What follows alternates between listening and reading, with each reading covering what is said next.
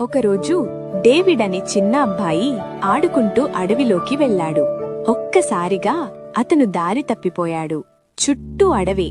ఎక్కడికి వెళ్లాలో డేవిడ్కు అర్థం కాలేదు. చీకటి క్రమంగా కమ్ముకుంది. చెట్లు ఇంకా పెద్దవిగా కనిపించాయి.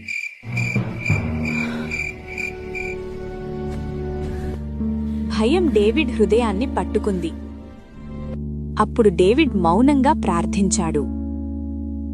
యేసయ్యా, నాకు భయం వేస్తుంది, నాకు సహాయం చేయవా?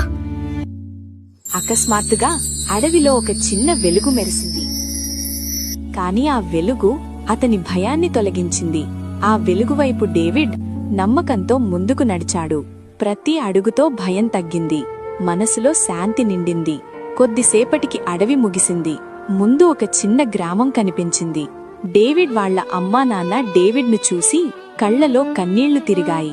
డేవిడ్ అమ్మా నాన్నల వైపు పరిగెత్తాడు.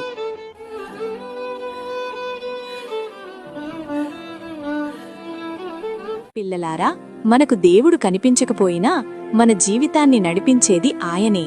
Never lose your faith.